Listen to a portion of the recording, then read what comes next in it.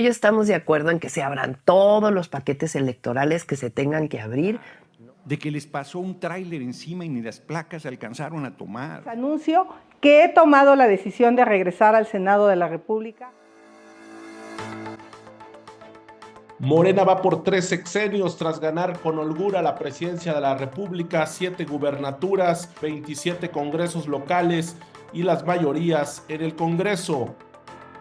Habla la encuestadora más atinada de la elección presidencial, Heidi Osuna, y nos dice si Xóchitl Gálvez fue una mala candidata. Además, el análisis de Gibran Ramírez, quien contesta si Movimiento Ciudadano hizo bien en ir solo a esta elección. Buenas noches, México. Comenzamos.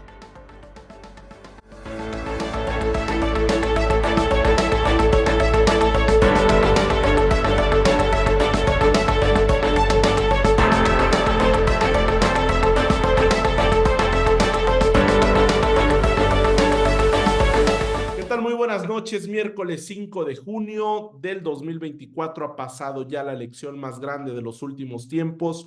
Hoy tenemos el análisis con la encuestadora más precisa de la elección presidencial, Heidi Osuna de Encol, El País, W Radio, ahí difundió sus encuestas, se le criticaba mucho por darle un margen de 30 puntos, bueno, pues la elección terminó 30 puntos arriba Claudia Sheinbaum, y ganando muchísimo gubernaturas, 7 gubernaturas, está 11 alcaldías, recuperó terreno en la Ciudad de México, 27 congresos en los estados, las mayorías en la Cámara de Diputados. En el Senado va a tener mayoría, pero al parecer no va a ser calificada. En diputados sí va a ser mayoría calificada para aprobar lo que quiera la nueva presidenta, e incluso el presidente López Obrador, que le va a quedar un mes con la nueva legislatura, puede aprobar en ese mes lo que quiera. Vamos con el análisis de Heidi Osuna en unos momentos más. Primero, Juan Carlos Monedero, entrevistado en el Hotel Hilton el pasado domingo, nos dijo que Morena va por 3 sexenios. Con eso abrimos este noticiero. Vea este análisis con Juan Carlos Monedero, un consultor cercano a Morena, que nos dice que Morena ya está pensando en un tercer sexenio. ¿Cómo viste la elección de hoy? Pues espectacular, porque era muy importante para México, para que se consolidara el nuevo régimen político que había inaugurado el presidente López Obrador, una continuidad. Es muy importante en el contexto latinoamericano, ¿no? Con un auge de la extrema derecha, de la voluntad de guerra. Es muy importante porque en 6 años no se cambia un país. ¿Era necesario otro sexenio para Morena? Claro, por lo menos, y hace falta otro más, pero para tener el siguiente hacía falta que este se ganase. Creo que es muy importante también que para esa idea de la continuidad con cambio, que sea una mujer. Es una cosa que parecía imposible, que la gente lo negaba, no está preparado México para una mujer presidenta. Pues ahí está, una mujer presidenta. Creo que es espectacular la movilización popular, creo que es espectacular, salvo algunos espacios conflictivos que hay que ponerle solución. En el conjunto del país la elección ha sido pacífica, con muchas ganas de votar, con mucha alegría.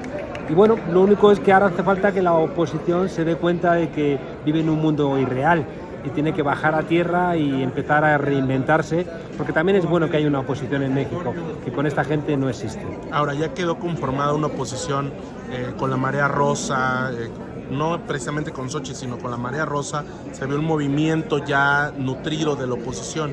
Bueno, habrá que ver, porque una parte de ese sector ha jugado al desconocimiento de las elecciones, ha jugado con la mentira, ha jugado con la violencia, y esos no son elementos.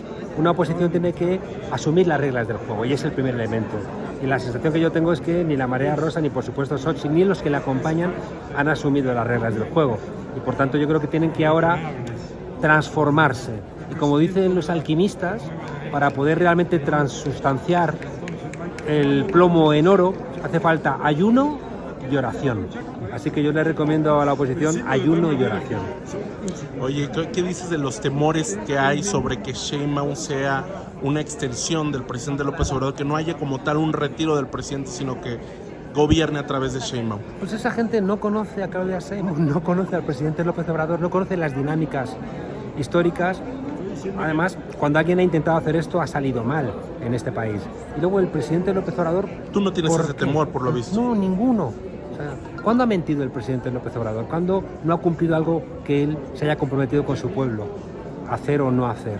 Y ha dicho con absoluta rotundidad que Se retirará. no se va a inmiscuir. Y ya lo demostró, ¿eh?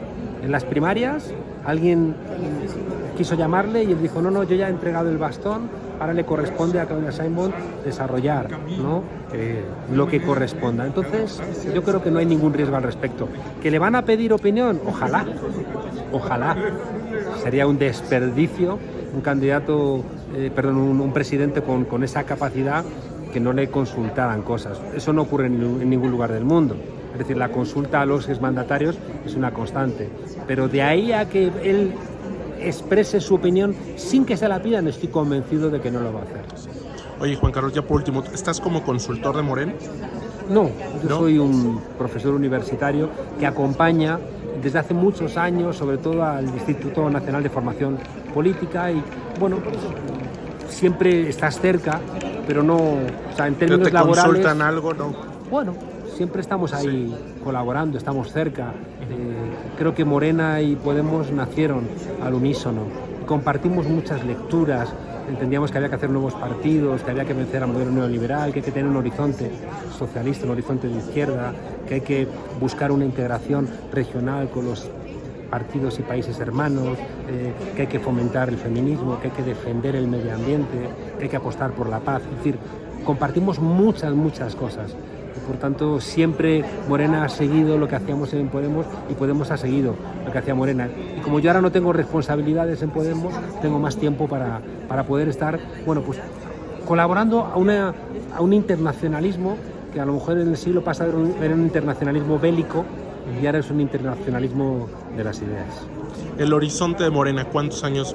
Yo lo veía a 2 sexenios, tú ya lo ves a 3. Sí, la experiencia es que para cambiar profundamente un país necesitas una generación, y una generación es como 15 años mínimo, y esos son 3 sexenios. Por tanto, yo creo que desde ya, y me consta, ¿no? Desde ya están trabajando pensando ya en el siguiente sexenio. Y es lo correcto, ¿no? Es decir, ¿Quién está trabajando ya? Pues Morena. Ya están el gobierno, pensando en otro. Ya están pensando. Decía Miles Davis que tú no sabes nunca si una nota está bien tocada hasta que no tocas la siguiente. Y por tanto, la evaluación de este sexenio será cuando se gane el siguiente.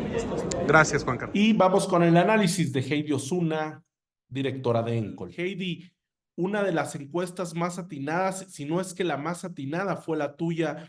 ¿Qué pasó con todos los que te decían que había una sobrerepresentación de Morena? Finalmente no la hubo. ¿Cómo es que llegaron a un resultado tan preciso? Vamos a ver en pantalla la última encuesta que publicaron y los resultados del programa de resultados electorales preliminares. Muy coincidente la encuesta de ENCOL con el resultado. ¿Qué pasó con estos que decían que había una alta tasa de rechazo a las encuestadoras y que no estaban siendo tomados en cuenta si finalmente el resultado es muy coincidente? A ver, normalmente los políticos que van abajo, que no les favorecen las encuestas, pues se dedican a descalificarlas. Entonces, tratan de buscar cómo descalificarlas.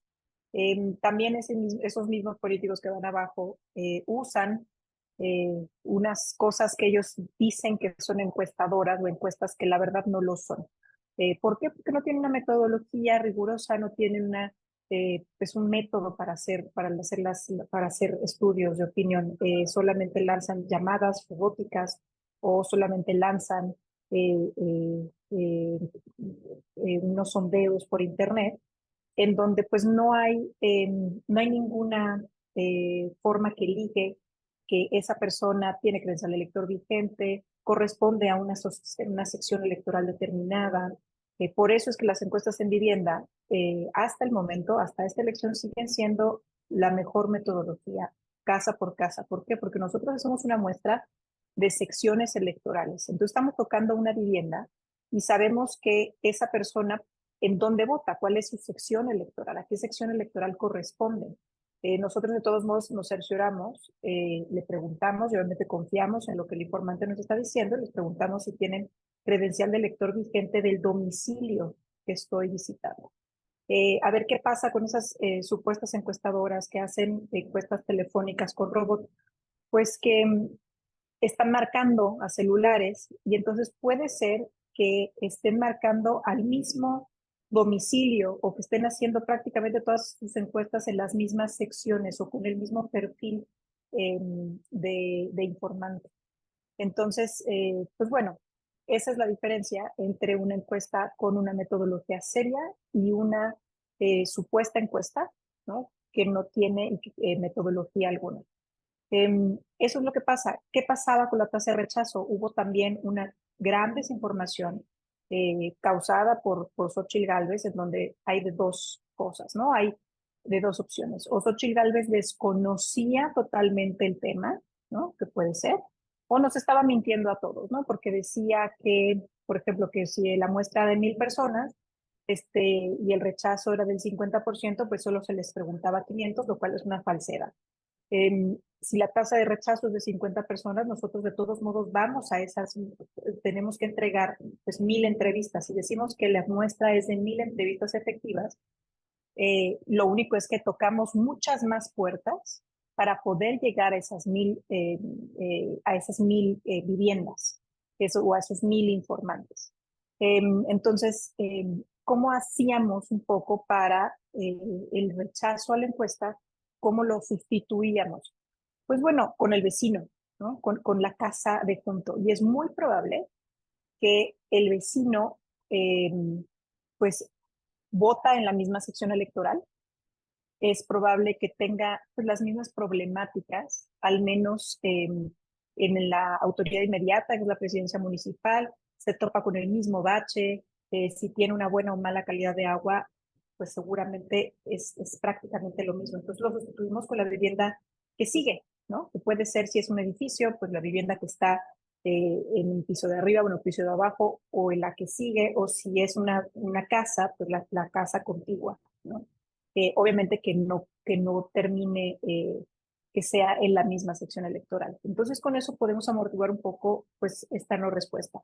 Otra cosa que se decía, que la no respuesta era mucho más amplia, sí era más amplia que hace 6 años, pero no superaba el 10% de diferencia, ¿no? Si el año pasado habíamos tenido un 36%, 38% de no respuesta, en esta elección presidencial teníamos 10% más que eso. Entonces, pues hacían 1,000 cosas, ¿no? Para desacreditar las encuestadoras. Y lo que vimos hoy, ¿no? O después de las elecciones, es que las encuestadoras que han sido precisas en las últimas elecciones presidenciales también lo fueron en esta ocasión, ¿no? Las que fueron también precisas en el año 2012, las que fueron precisas en el año 2006 también lo fueron.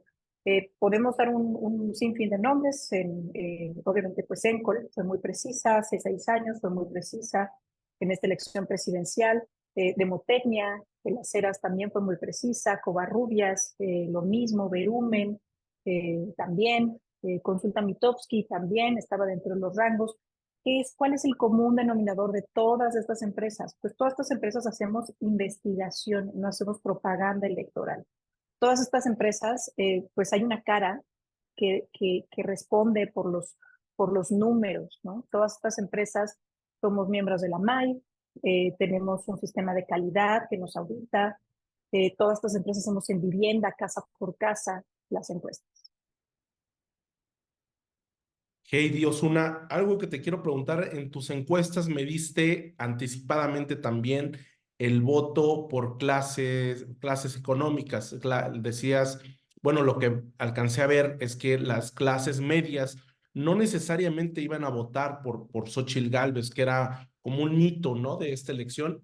Y según vi en una encuesta que sale en Áltica, así fue. O sea, las clases medias no votaron en su mayoría por Xóchitl Gálvez, sino que lo hicieron por Claudia Sheinbaum. ¿Tú tienes información sobre esto que vendría a confirmar lo que publicaste en tus encuestas? Mira, la mejor forma de ver quién votó por quién, pues es con las encuestas de salida. ¿Qué es lo que dicen las encuestas de salida sobre quién fue quien votó, ¿no? Nosotros también, además de la encuesta que publicamos en mayo, también hicimos una encuesta de salida el día de la elección y también dimos pues números muy precisos Y te puedo confirmar que efectivamente por Claudia Sheinbaum votaron o ganó en todos los estratos de los niveles socioeconómicos, ganó en todos los tipos de escolaridades, en todos tenía ventaja, en algunos se disminuyó un poco menos, pero en todos tenía ventaja. El Nosotros más alto también ganó en la clase más alta. en el nivel socioeconómico más alto y también con la escolaridad más alta, también ganó frente a Xochitl Gálvez.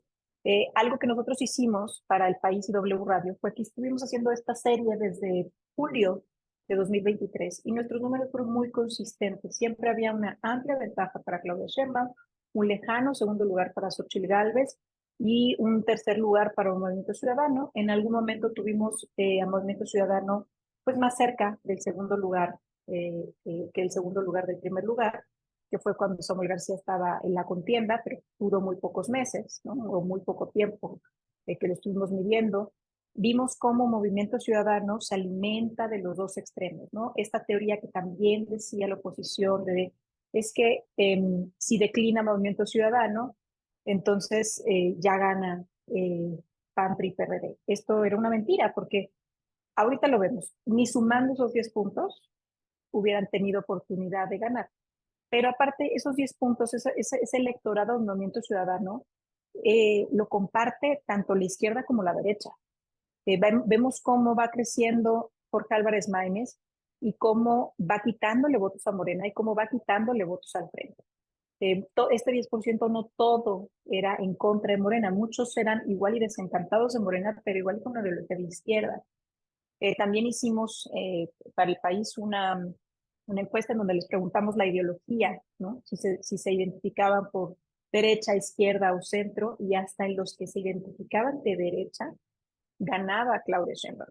Todavía ganaba con un 10%. Obviamente, pues el margen se reducía, pero hasta los que se identificaban, los mexicanos que se identificaban como mexicanos de derecha, ganaba Claudia Sheinbaum. ¿Cómo lees eso, Heidi? Es exactamente esa parte donde no sin importar la ideología veían mejor a Claudia Sheinbaum, la veían como una mejor candidata, una candidata más seria que Xochitl Gálvez. Más que más seria, creo que el problema de Xochitl Gálvez también, pues obviamente eran los partidos que la abanderaban. Nosotros preguntábamos por cuál partido nunca votarías y el PRI tenía un 47% de rechazo, seguía el PAN, ¿no? Después seguía, me parece que Morena con con un 15%, me parece, de rechazo. Pero también después preguntábamos por las candidatas y el candidato. ¿Por cuál candidato o candidata nunca votarías? Esto ya es quitándole los partidos políticos, ya era como un rechazo a la persona. Y lo mismo, Xochitl Gálvez era la candidata que tenía mayor rechazo. Es probable porque Preferían pues, más a Maínez que a Xochitl, ¿verdad? el segundo lugar de rechazo era Maínez. Sí, el primer rechazo era para Xochitl Gálvez, el segundo lugar de rechazo era Álvarez Maínez. Y Claudia Sheinbaum tenía un rechazo menor del que tenía su partido político, ¿no? Ligeramente menor. Recuerdo un 12% frente a un 15% de rechazo de Morena. En donde sí vemos una diferencia que me gustaría, te la envío para que puedas poner la lámina. Por No favor. fue de la última encuesta que publicamos, pero fue una de las encuestas en donde hicimos la penúltima, que fue una muestra muy robusta, hicimos 2.500 o 2.600 entrevistas a nivel nacional, con el objetivo de hacer estos cortes para poder decir en estos niveles socioeconómicos quién va arriba, quién va abajo, también en los rangos de edad, en el género, ¿no? Y les preguntamos si aprobaban o desaprobaban al presidente Andrés Manuel López Obrador, o si habían votado por Andrés Manuel López Obrador o en contra de Andrés Manuel López Obrador. Fue en la única variable en donde vimos diferencias, en donde Xochitl Gálvez ganaba entre los que desaprobaban a Andrés Manuel López Obrador. El problema de Xochitl Gálvez y del PAN-PRI-PRD es que la aprobación de Andrés Manuel López Obrador es bastante alta. Entonces, no llegaban, me parece, ni al 30% la desaprobación. Entonces, sobre ese porcentaje tan pequeño, ahí sí ganaba Xochitl Gálvez. Pero sobre los que aprobaban, los informantes que decían aprobar a Andrés Manuel López Obrador, pues el triunfo de Claudia Sheinbaum era abismal. Oye, ahora que me comentas esto de los partidos, te pregunto yo si vieron en Sheinbaum una candidata más seria. Tú me dices, es que también no traía los mejores partidos con ella, pero viendo los números, Heidi, viendo los números, los partidos consiguieron más votos sin Xóchitl Gálvez en el 2021 y en el 2018 también. O sea, hoy están diciendo, no, es que Xóchitl tuvo más votos que Anaya, que Calderón.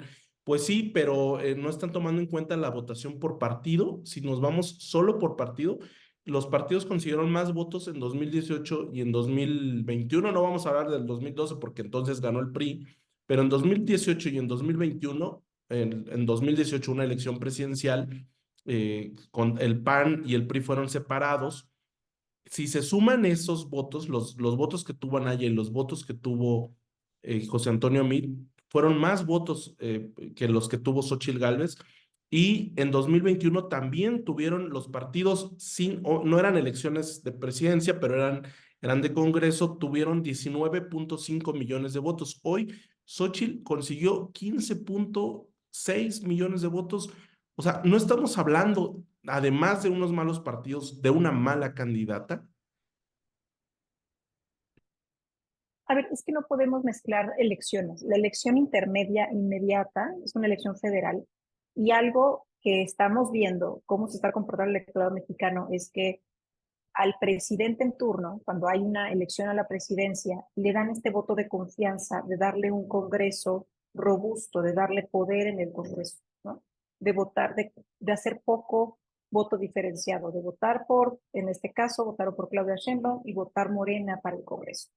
En las intermedias, algo que hace normalmente el mexicano, que es lo que estamos viendo, es que no es tanto que castigue al presidente, pero en la intermedia le gusta poner contrapesos.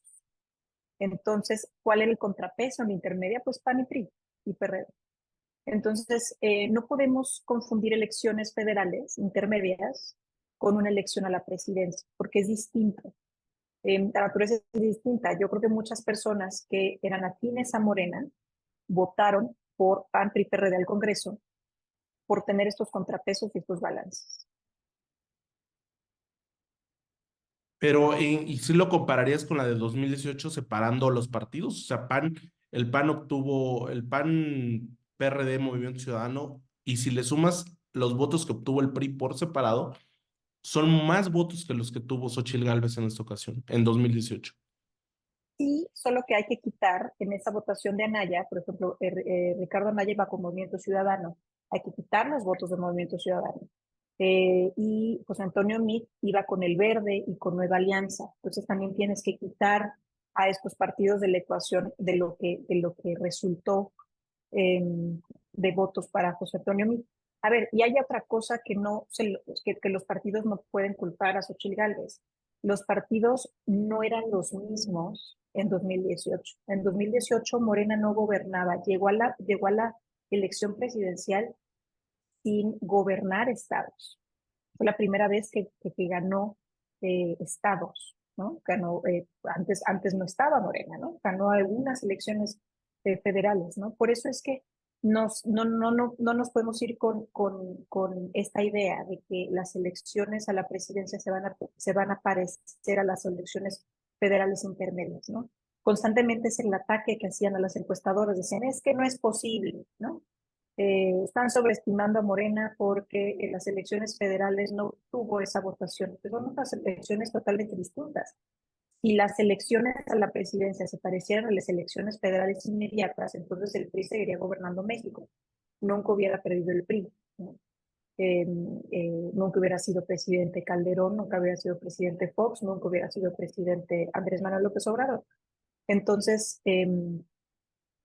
pues ahí sí hay que poner las responsabilidades a quien le toca. Otra, en 2018 el PRI, el PAN y el PRD gobernaban muchos más estados. Mismo caso que en las elecciones intermedias. En 2021 PAN, PRI y PRD tenían más estados. Y actualmente pues solo cuenta el PRI con 2 estados gobernando y el PAN me parece que tiene 6 estados, ¿no? Que está gobernando. Sí, estoy haciendo la sumatoria en estos momentos por partido, como me lo estás pidiendo, para ver exactamente cuánto tenían en 2018, recordando siempre que iban separados, ¿no? Y como tú dices, en aquel momento, pues no, el PRI gobernaba muchos estados, ¿no? A diferencia de ahora que solo gobierna dos. El PAN en aquel momento sacó 9.996.000 votos, el PAN solo. Hoy anda por 9.1 millones, o sea, cayó por ahí de 900.000 millones, perdón, 900.000 votos. Y el PRI andaba por 7.6 millones y ahora está por 5.4 millones. O sea, cayó 2 millones, es la caída más grande de los tres. Y el PRD andaba 1.600.000, hoy anda por 1 millón, ya casi, casi perdiendo el registro. Entonces, estamos hablando de 18 millones de votos que obtuvieron estos tres partidos en 2018 y ahora pierden prácticamente 3 millones, Heidi. Entonces, ¿esto no te indica que también había una mala candidata, además de los partidos? A ver, mira, yo nunca entendí por qué escogieron a una candidata que se avergonzaba de los partidos políticos que le estaban postulando, ¿no?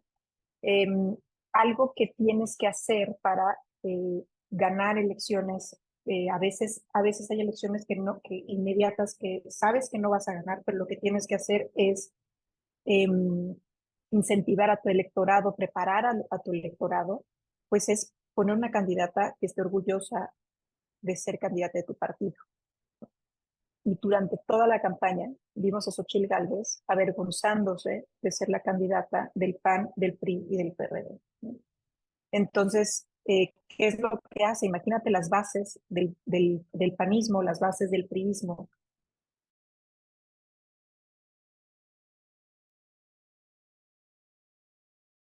Sí, totalmente, O Heidi. en elecciones tras elecciones, además de que no tienes eso, tienes a alguien que constantemente se avergüenza de ser abanderada de esos partidos. Entonces, es lógico que pasara este resultado.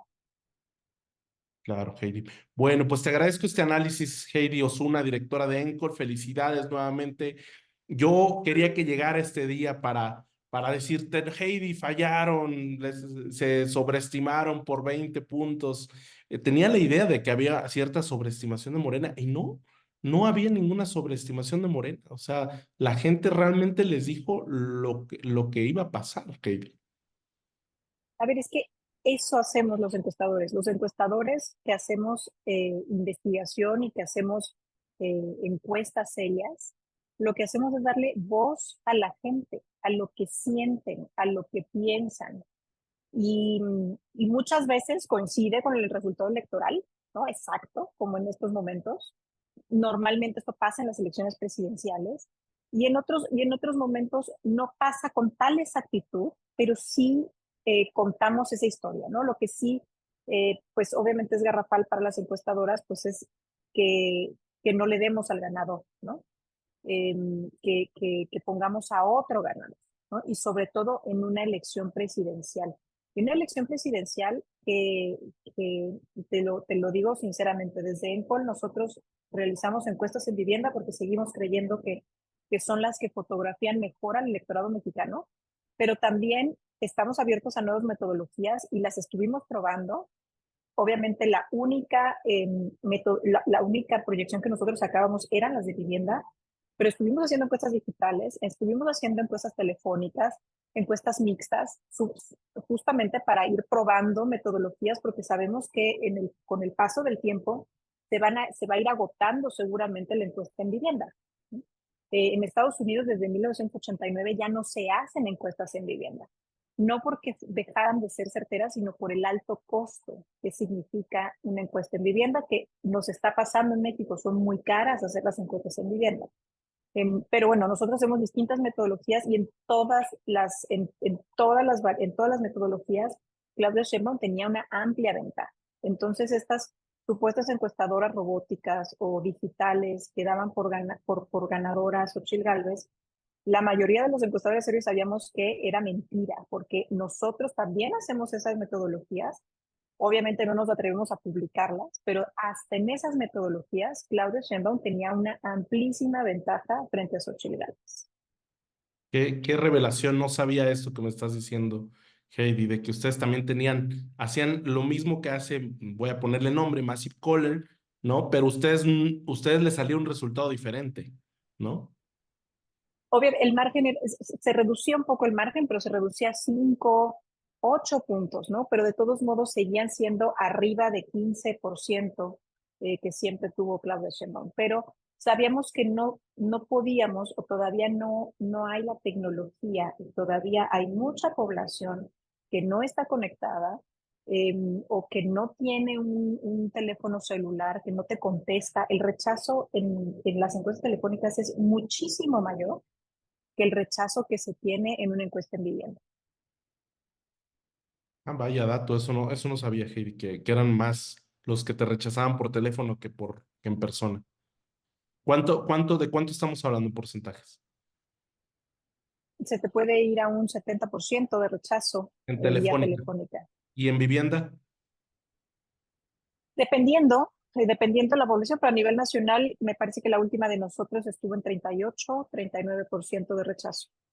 Es que también depende mucho el tiempo. Digo, si haces una encuesta de vivienda entre semana, o si la haces en fin de semana, o si la haces en vacaciones o en un puente, todo eso tiene un efecto en el rechazo y en la calidad que haces de la encuesta. Ya por último, mencionabas que las encuestas son caras.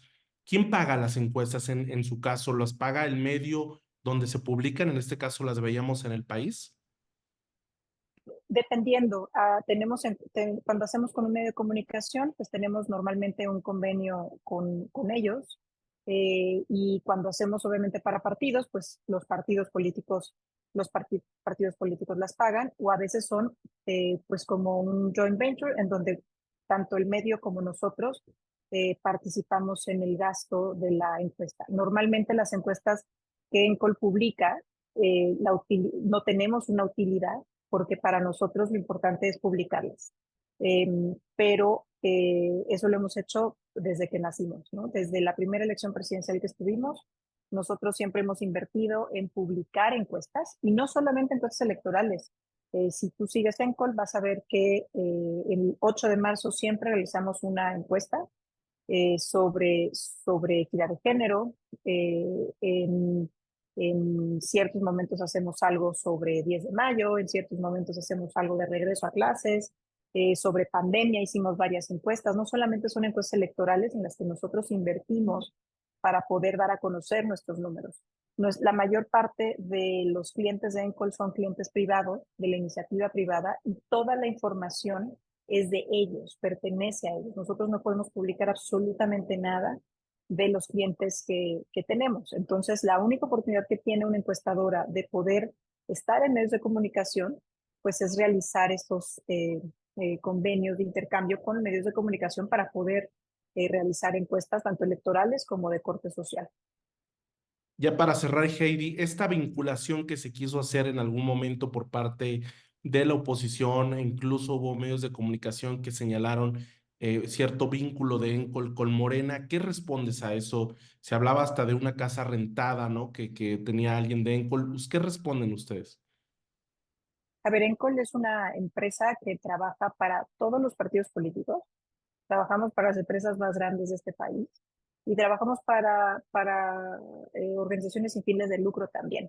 Tenemos todo tipo de clientes. Nosotros hemos trabajado para el PAN, hemos trabajado para el PRI, hemos trabajado para Morena, para el PT. Hay muy pocos partidos para los que nunca hemos trabajado. Te podría decir que nunca hemos trabajado para Movimiento Ciudadano, por ejemplo. Hay una cosa que tienen todas las empresas, que son socios. Uno de los socios de Encol tiene diversos negocios inmobiliarios o diversos negocios de todo tipo, y ha tenido contratos con todas las fuerzas políticas. Entonces, eso de querer vincularnos con un partido político, pues nos tendrían que vincular con absolutamente todos los partidos políticos, a excepción del Movimiento Ciudadano, que no tenemos un solo contrato de encuestas o de servicios con ellos.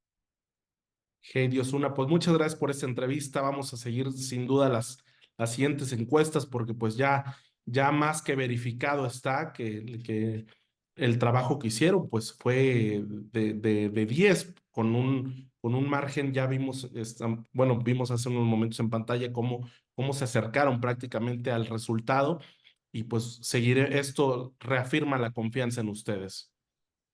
Y justo la encuesta más acertada de esta elección fue la Ciudad de México. Fuimos los más acertados en la Ciudad de México, en las estimaciones que presentamos, tanto en la última encuesta de cierre como en la encuesta de salida.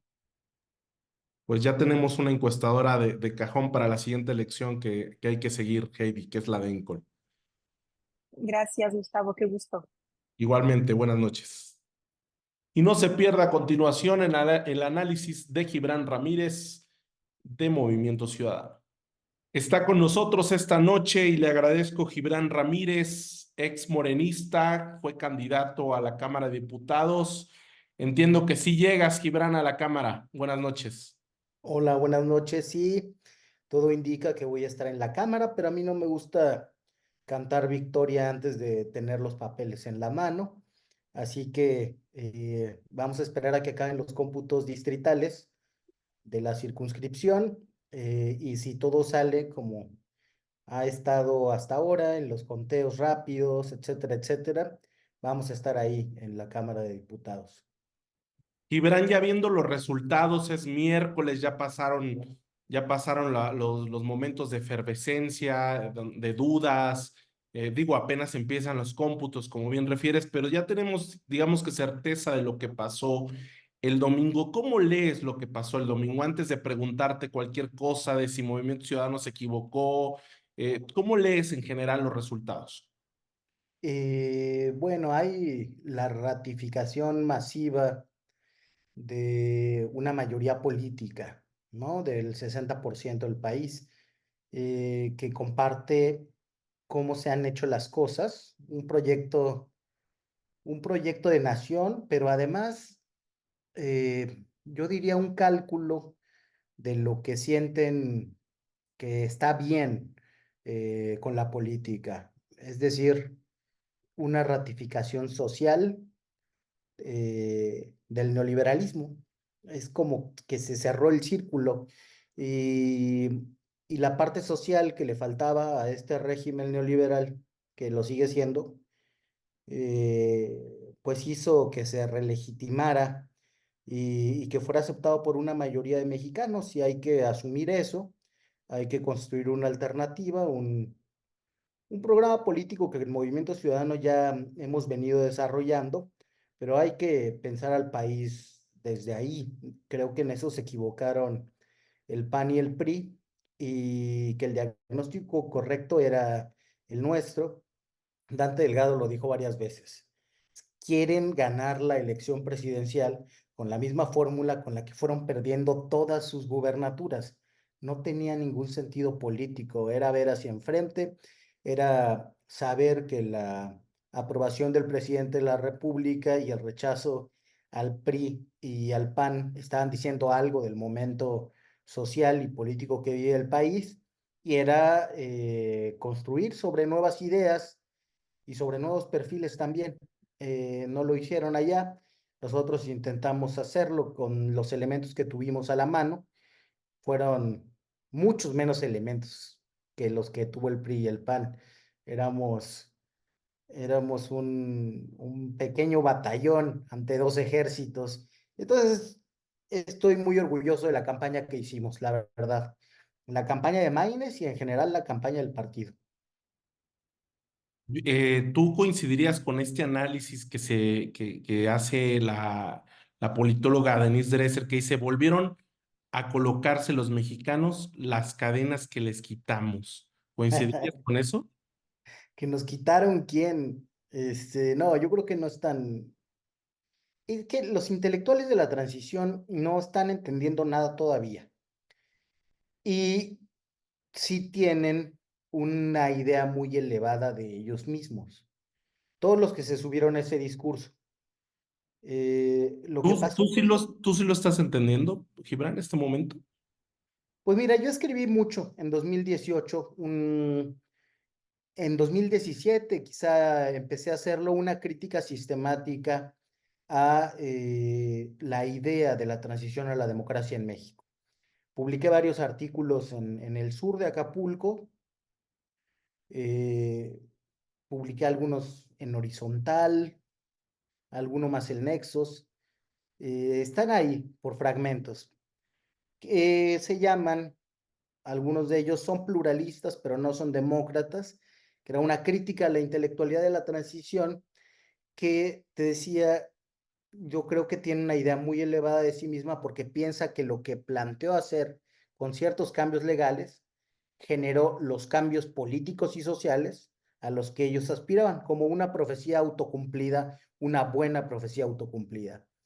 Yo creo que sería muy arrogante de mi parte decirlo, porque además no he escrito ni libro al respecto, he escrito uno que otro ensayo, decir que sí lo estoy entendiendo, pero creo que sí lo entiendo un poco más que todos los que se llamaron a sorpresa el fin de semana pasado, el domingo pasado, que se esperaban una cosa muy distinta. Después de todo, el cambio de 2018 fue un giro de 180 grados, un terremoto en la vida política nacional que pues no se iba a ajustar, pasando las aguas del entusiasmo y reflexionando sobre lo que perdimos, porque además las cosas que se han perdido ya se daban por perdidas.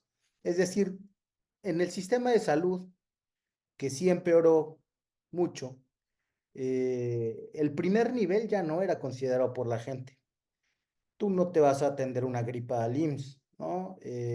Muchos ya acudían a un consultorio adyacente a farmacia, etcétera, etcétera. Entonces, en eso hubo una continuidad en la decadencia. Eh, pero al contrario, hubo algunos programas de transferencias que hicieron que las personas tuvieran mayor ingreso, el salario mínimo, etcétera, etcétera. Reivindicaciones sociales necesarias para la democracia o para lo que se presume que es una democracia, pero que el régimen de la transición había dejado a un lado, como si fueran una cosa, una cosa distinta. Entonces, esa, esa falta de legitimidad que tenían ya las élites, la clase política de la transición, se la devolvió este gobierno a las élites políticas, no a las élites intelectuales, a esas ya las dejó devastadas.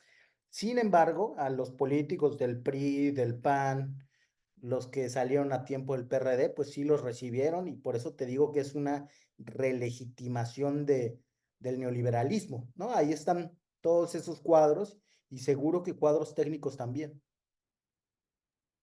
Oye, si calificas lo del 2018 como un terremoto, lo del 2024 es un tsunami, ¿no? O sea, tiene más, va a tener más poder Claudia Sheinbaum que lo que tiene López Obrador actualmente. ¿Quién sabe? Yo creo que sí, yo coincido contigo. Si prevalece el peso de la antigua institución presidencial, que yo sí estoy viendo eso, el regreso de la institución presidencial, que se empieza a reconstituir, digamos, con Peña Nieto y con el Pacto por México, ¿no? Donde se procesa por fuera de las cámaras lo que después en las cámaras nada más se ratifica. Pero creo que en estos momentos ya estamos en eso. Lo que hay que ver es qué tanto pesa más la institución presidencial sobre el cariño a López Obrador. Yo tiendo a creer que va a prevalecer la institución, como fue durante todo el siglo XX. Y lo creo porque algunos presidentes que fueron muy populares, pues cayeron en una desgracia meses después de dejar el poder. Y estoy pensando particularmente en Carlos Salinas de Gortari, que termina con muy buena aprobación, eh, y un sucesor que muchos dirían bastante gris, o a los que por lo menos nadie le atribuye la leyenda que les atribuyen a Salinas, con ese sucesor, pero con la institución presidencial, logró enterrar esa popularidad y cargarle los costos del presente que tenía en ese momento. Entonces, esa es la gran interrogante para mí. Si prevalece la institución presidencial, sí, va a tener mucho más poder.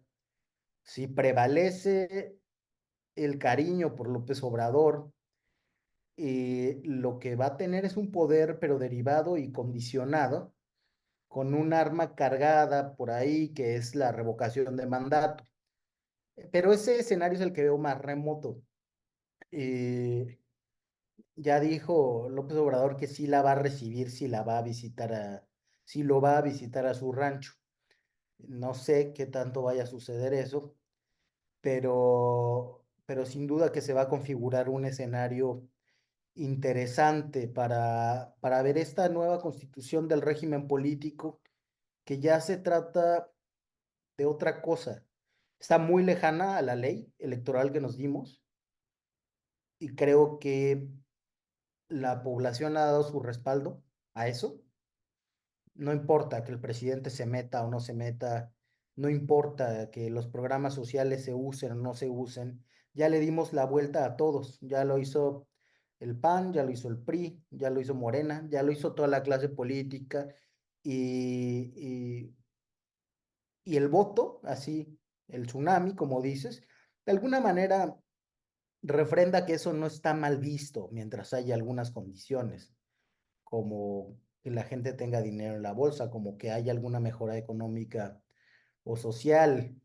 La violencia y la influencia del crimen organizado en los partidos, si bien no se ha conocido del todo, porque en los grandes medios de comunicación ha prevalecido el discurso oficialista, eh, pues tampoco lograron generar o movilizar repudio. Entonces, esa es la república que tenemos.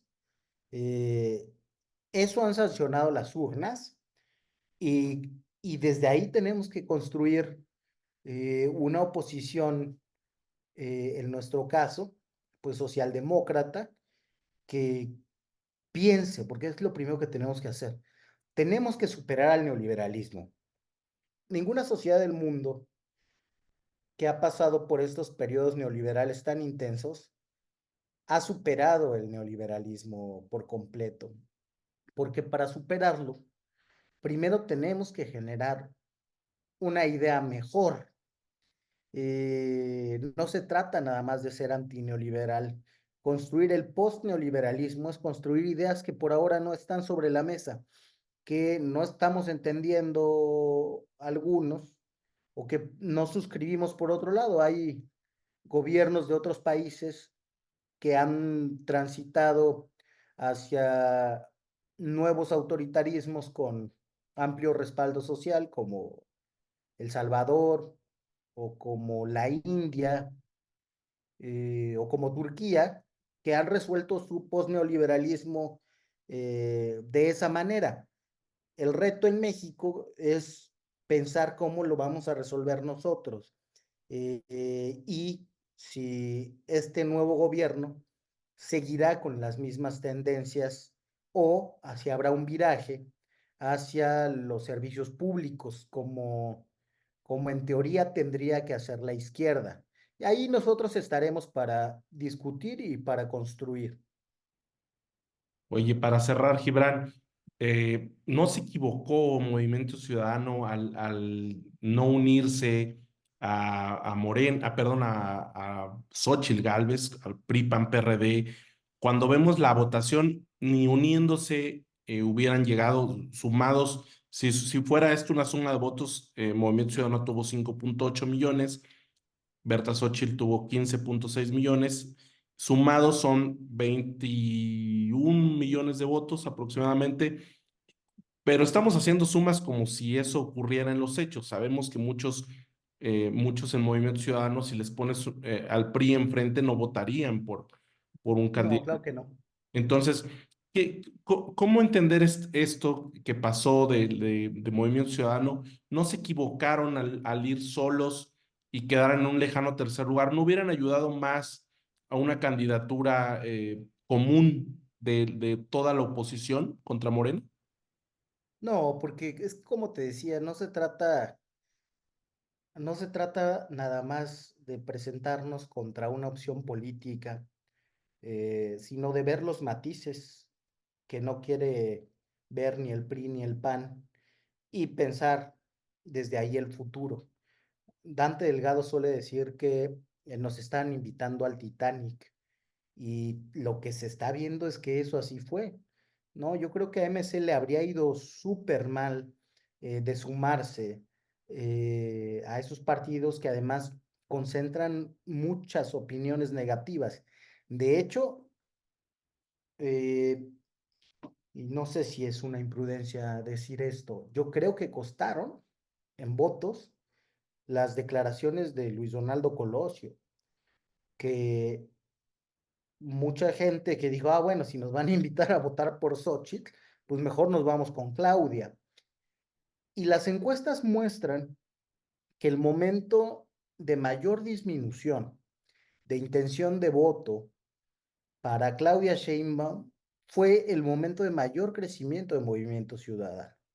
Es decir, el electorado que de alguna manera nos respalda es un electorado progresista, en muchos casos sí, socialdemócrata, joven, entre personas menores de 29 años sacamos más del 20% de los votos, y esas personas no iban a jalar con Alito Moreno ni con Marco Cortés, y bueno, yo creo que la mayor parte de mis compañeros no les habría gustado. Yo soy relativamente nuevo en el partido, pero si a mí me hubieran invitado a una alianza con el PAN y con el PRI, pues elijo no participar, ¿no?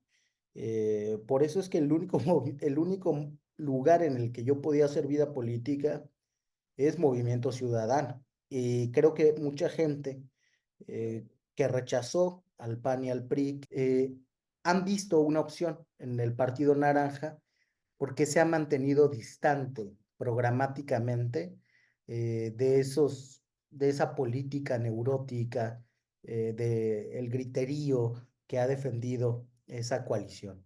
También es cierto, Gibran, que el Movimiento Ciudadano se está aceitando para la elección de 2030, ¿no? O sea, esta candidatura de Jorge Álvarez Maínez no iba a ser, hay que recordar que iba a ser Samuel García, y todo parece apuntar que en 2030 van con Samuel García, y podrían tener una mejor votación todavía que la que tienen hoy. Si es que no tiran a Samuel García con tantos periodicazos que han sacado últimamente también. Es una opción, seguramente que Samuel va a aspirar. Otra opción va a ser el mismo Maínez.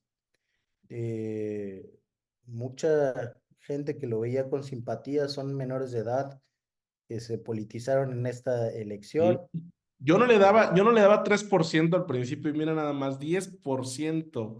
O sea, Yo me acuerdo, yo me acuerdo, revise ese video, porque yo te dije que íbamos a andar por lo menos por acá, por el 10% y que nos podíamos llevar en una de esas a tercios la elección. Tampoco sucedió. Eh, pero es un lugar muy importante que estamos ocupando porque hay ahí una ventana, eh, déjame corregir, es muy fea expresión esa de la ventana de oportunidad, es un anglicismo. Hay un espacio político que no se ha ocupado, unas ciertas necesidades y expectativas que no llenan ninguna de las opciones políticas que han dominado el pasado. Y es urgente que pensemos en eso. Este país tiene que generar viabilidad ya, porque es un país que está envejeciendo rápidamente, un país que en 2050 será un país de ancianos y que entonces tiene que tener ciudades habitables, un servicio de seguridad social decente, que tiene que ayudar a los niños que van a cargar toda esta transición demográfica en los hombros, a que tengan buenos empleos, a que tengan oportunidades de desarrollo, a que no estén jodidos de la salud mental. Y esos problemas de los más jóvenes y de los que ya no somos tan jóvenes, no están en la agenda pública. nosotros tenemos que meterlos a la agenda pública. Y yo a eso me voy a dedicar los próximos 3 años si se ratifica mi posición en la Cámara de Diputados. Y creo que ese espacio es el que estamos ocupando, que no es casual que lleguemos a las personas jóvenes, que no es un asunto nada más de jingles y de buenas campañas publicitarias. Hay ahí mucho de fondo. Oye, ya para cerrar, ya que mencionabas a Colosio, se cae la figura de Colosio de aquí al 2030, ¿no? O sea, se va a tercer lugar, no pudo ganar ni la senaduría en Nuevo León. O sea, una mala noticia para Movimiento Ciudadano. Es una mala noticia. Yo creo que pues tendrá que reflexionar sus propias decisiones políticas y plantear el camino político que quiere tomar, su ruta en el partido, etcétera. Bueno, Gibran, pues ya veremos qué pasa con Movimiento Ciudadano en los próximos meses. Por lo pronto, más o menos cuántos diputados van a tener según los cálculos que tienen. 26 aproximadamente. Dependemos, depende todo, la distribución de varias cosas. Sin duda habrá un litigio sobre la sobre representación, al menos del Partido Verde.